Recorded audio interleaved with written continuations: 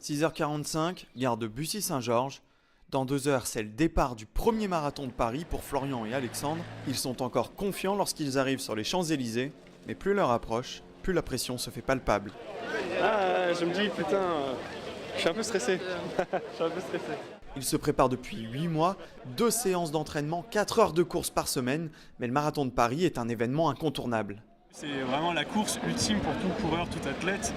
Je me suis dit pourquoi pas. Je me suis dit depuis en septembre jusqu'à avril, on avait le temps. Et là, on s'est rendu compte que vers mars, ça s'approchait de plus en plus, et là, ça a commencé à faire peur.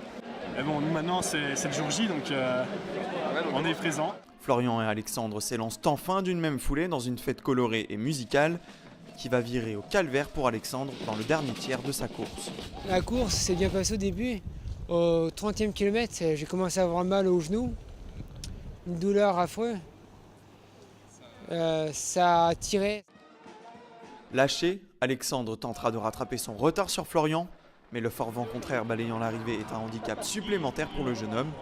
Le visage marqué par la douleur et la foulée saccadée, il boucle le marathon en 5h12, 40 minutes derrière son ami, mais avec la fierté d'avoir pu terminer cette course prestigieuse.